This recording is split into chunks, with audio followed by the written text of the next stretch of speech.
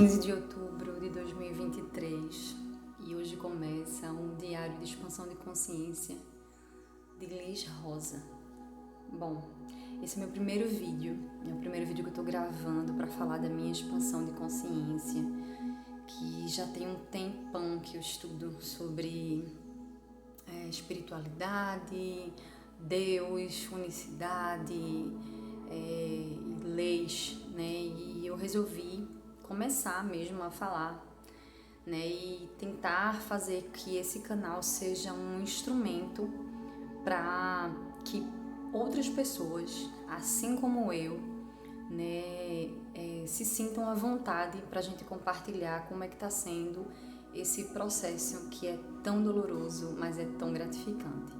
Então, eu vou começar pelo início, né, da minha jornada e eu espero que sirva para alguém também, né, para você que, assim como eu, está começando, né, na verdade eu não estou começando, na verdade já faz 4 anos que eu estudo, mas sempre deixava assim um pouco de lado, né, as questões práticas da vida vão fazendo a gente ir deixando a questão da espiritualidade e da nossa conexão com o divino de lado.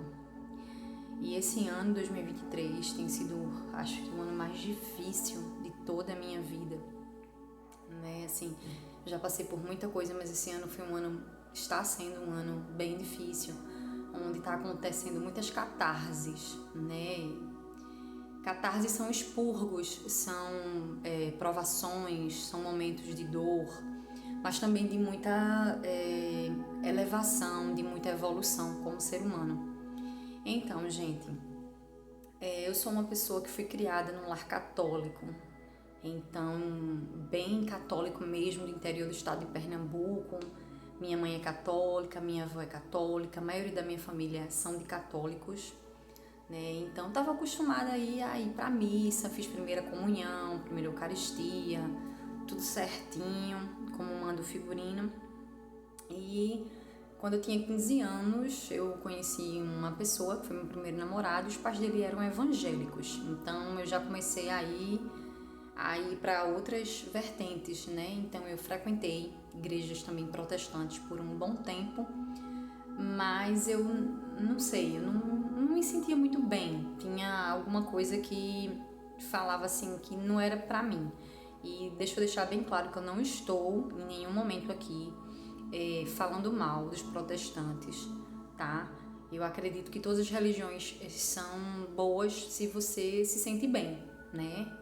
E se pregam o amor, eu acho que é isso. Mas enfim, eu não me sentia muito bem, então eu passei alguns anos frequentando, indo, mas eu não me sentia em casa, né? E aí eu casei pela segunda vez, vou pular a parte que não deu certo, o relacionamento, eu casei a segunda vez. E aí eu fui também lá para os Mormons, lá eu, enfim, meio que fiquei patinando, né, feito um patinho, e também não me identifiquei muito, mas aí foi bom porque eu conheci como os Mormons são, e sim, são pessoas incríveis, enfim. E aí veio a minha primeira grande catarse, me separei, né, o meu ex-marido, pai do meu filho, se separou de mim. E eu que estava acostumada, assim, com um padrão de vida legal, né? Eu morava numa casa grande, não faltava nada. Nós tínhamos um carro, não era lá um grande carro, mas era um carro. Enfim, me vi separada, sozinha, com uma criança pequena, um filho APLV, né? Alérgico à proteína do leite de vaca. E foi a primeira grande catarse da minha vida, porque eu tive que sair dessa casa que eu morava e morar num quartinho bem pequenininho, e que era o que eu podia pagar, e não tinha água encanada, e foi um momento muito difícil da minha vida. Eu fiquei me sentindo assim, acho que muito mal, né? Fiquei me sentindo pior dos seres humanos, porque era meu segundo relacionamento que não dava certo, eu não tinha estabilidade financeira e eu tava morando naquele lugar.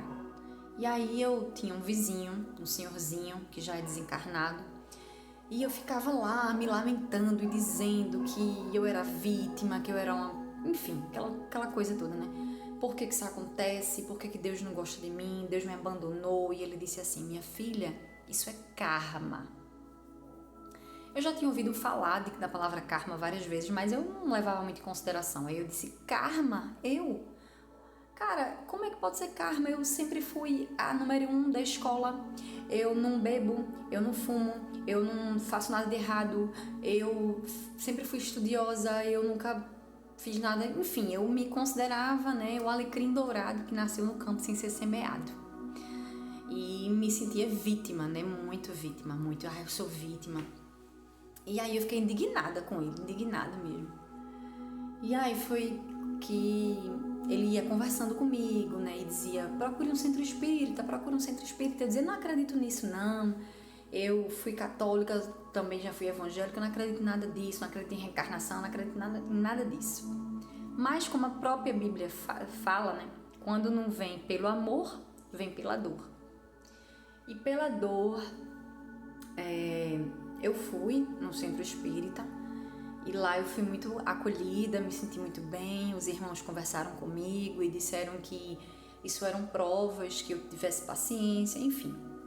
E aí foi quando aconteceu uma coisa muito estranha, assim, né, que até então eu não acreditava em nada. Eu tive um sonho. Nesse sonho eu estava vestida com uma roupa antiga, né, e não era esse rosto, mas era o rosto de outra mulher. E eu tava vestida num vestido marrom e eu sentia assim um aperto do espartilho em mim e eu sentia o peso no sonho daquele vestidão enorme. E aí eu corria e tinha dois caras numa charrete. Claro, eles me alcançaram porque eu corria a pé com aquele enorme vestido marrom. E aí o sonho assim foi aterrorizante, porque eles me pegaram, começaram a me chamar de bruxa, e eu dizia que eu não era bruxa, que eu só lidava com ervas, mas eu não era bruxa. E foi aí a primeira vez que eu acredito, né, que isso tenha sido um sonho, uma memória de outra vida. E aí eu contei a esse senhorzinho, que era meu vizinho, e eu disse assim a ele, seu Nel, eu tive um sonho muito louco. E aí ele disse assim, isso foi uma memória de outra vida que você teve. Eu falei, não, que memória o quê? Enfim, sempre muito cética, sempre não acreditando, sempre me sentindo vítima. E quando a gente tá na posição de vítima, acho que é uma das piores posições, porque você não consegue enxergar nada, assim. Inclusive, você não consegue ver que você causou o problema e que você pode resolver. E aí, né, eu continuei frequentando o centro espírita, continuei ouvindo as palestras, tive contato com a doutrina espírita de Allan Kardec. Algumas coisas eu acreditava, outras coisas eu não acreditava, mas isso foi me ajudando, assim, a ter uma clareza, né, de que a vida não era só isso, de que se alguém faz algo para você, você primeiro fez aquilo para você próprio, né? Então, quando alguém lhe machuca, quando alguém lhe trai, quando alguém lhe fere, primeiro você fez aquilo com você mesmo. Então, eu continuei estudando e passando por muitas coisas. Minha vida financeira nunca foi fácil, né? E aí um dia, num carnaval, eu morava numa casa muito grande aqui no bairro que eu moro, né? E essa casa tinha muitos quartos. E aí eu comecei a alugar os quartos pelo Airbnb, e um casal que era amigo de uma amiga minha veio pra minha casa.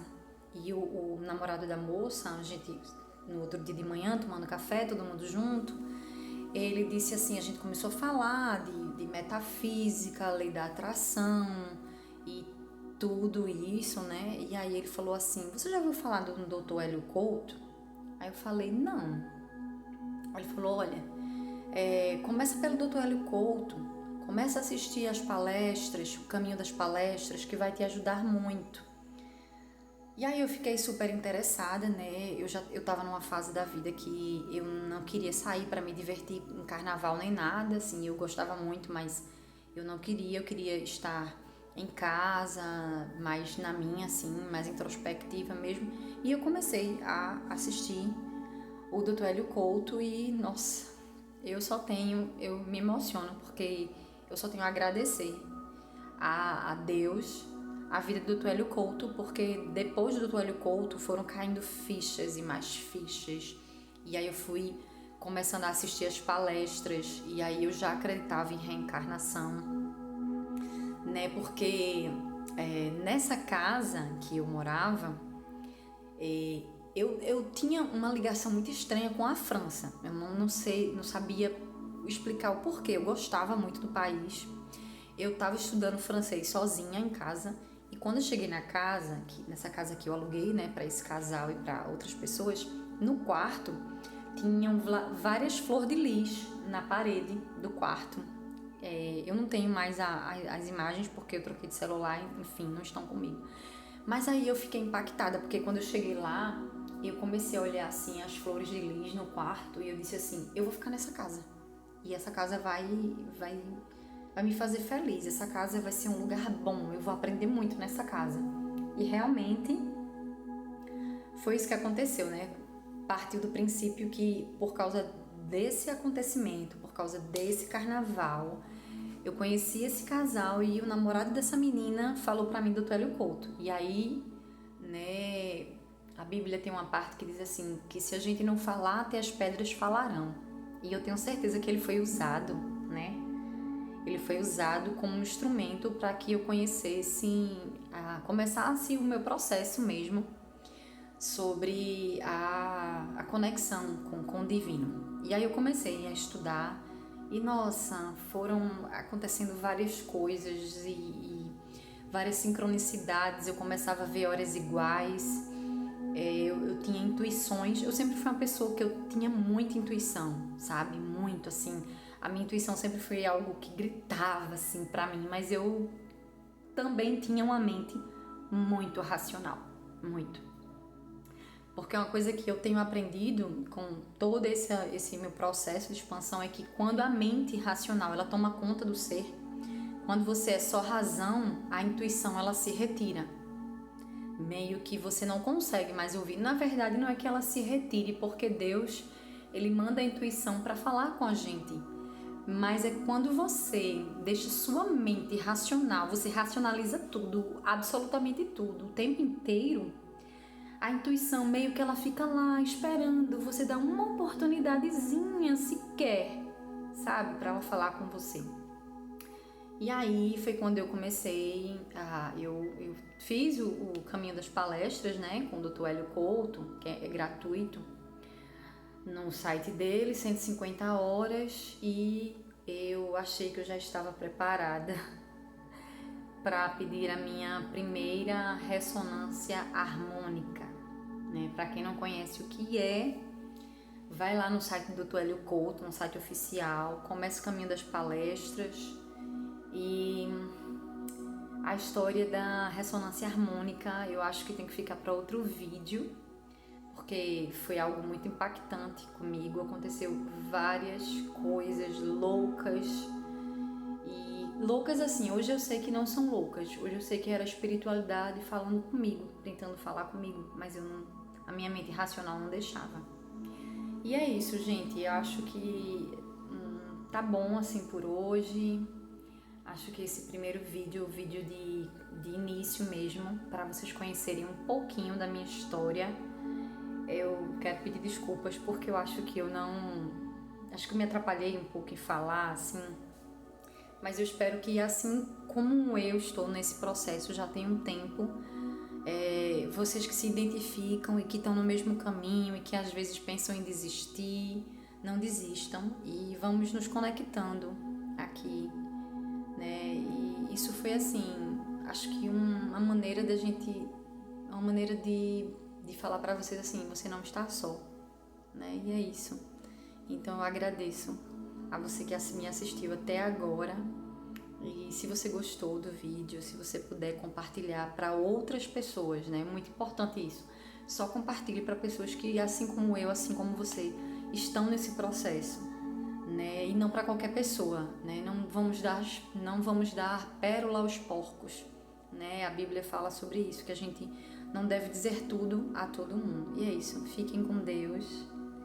Que Jesus abençoe vocês grandiosamente e até o próximo vídeo.